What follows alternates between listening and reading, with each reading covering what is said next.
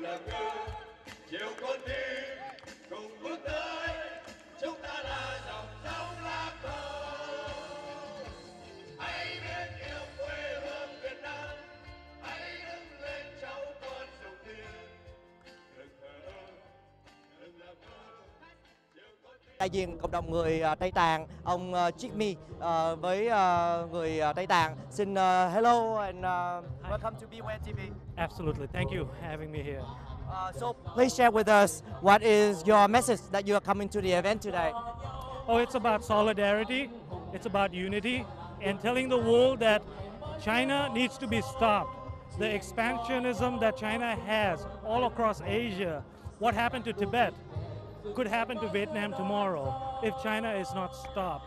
So I'm here in solidarity with my people, but then it's good to see the folks from Philippines, even some Chinese dissidents who are here, telling the world that China needs to be stopped. Ông nói với tất cả mọi người tại đây và cũng như là trên thế giới rằng là sự xâm lược của Trung Quốc phải được dừng lại, phải được ngăn chặn lại, bởi vì người Tây Tạng là một nạn nhân và người Việt Nam cũng sẽ tương tự như người Tây Tạng nếu chúng ta không biết đoàn kết và không biết đứng lại với nhau. Hôm nay ông đến đây với một cái thông điệp rất là mạnh mẽ và rõ ràng cho những sự yêu chuộng tự do, dân chủ, không phải chỉ riêng cho người Tây Tạng mà cho người Việt Nam. So what is that you want to share with the fellow Vietnamese American here? What do you want to say to them here and to the people who are listening to the TV? Back in Vietnam. First of all, the folks back in Vietnam, you're an inspiration right now to the world. And the brothers and sisters, the Vietnamese here, our message is don't give up. Stand up, keep fighting. You've done that in 1979. You can do it again. Right? You have to fight back China because this is how China does it. They come in slowly and take over the whole country. We have seen this in Tibet, right? Nothing but death, execution. 1.5 million Tibetans have been killed. The Dalai Lama, it's his birthday today. 55 years, he's still not been able to visit his own country. This is what you have to look in history. Let not the Tibetan tragedy come to Vietnam. Ông nói đừng để cho những cái tai họa của Tibet, Tây Tạng lặp lại ở Việt Nam. Người Tây Tạng đã chịu rất là nhiều sự đau khổ và ngay chính người lãnh đạo của người Tây Tạng là Đức Đạt Lai Lạt Ma.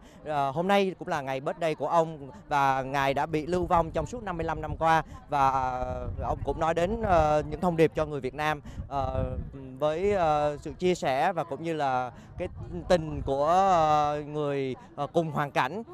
Và bây giờ thì chúng tôi có lẽ là cũng muốn hỏi ông thêm một cái câu hỏi ngắn về hôm nay khi mà ông đến với lại chương trình Hát cho Biển Đông và cũng như quyền con người đó, thì có lẽ là ông cũng có một vài những cái kinh nghiệm trong cái cộng đồng người Tibet đã làm gì. So what is your experience with the Tibetan community? What do you do? Oh, I'm the president of the Tibetan National Congress. What I can tell you is after 55 years, the Tibetans have not given up hope because we have not stopped fighting, right? China came in 1949 and in 1959 they took over. And since 1959 till today, no Tibetan has given up hope on Tibet. The people, the 6 million people living in Tibet have not given up hope. 135 people burned themselves in Tibet, calling for the Dalai Lama to return to Tibet. And we are fighting for the Dalai Lama to return back to Tibet. So it has like exactly what's happening. Hope. And we believe that China will fall. This government will fall, right? If other governments of the world do not help, you and I, united, we will bring this government down. So you have some three words. You say rise up, stand up and fight back. Fight back.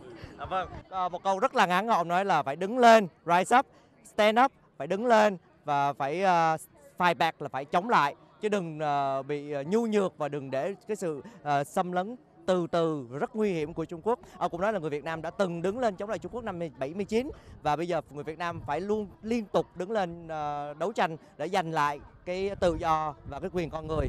Có lẽ là chúng tôi cũng xin chia tay ông tại đây và xin hẹn quý vị với một số những cái chia sẻ khác của những quý vị tại trong buổi tổ chức ngày hôm nay tại Freedom Plaza. And thank you for your participation. Thank you.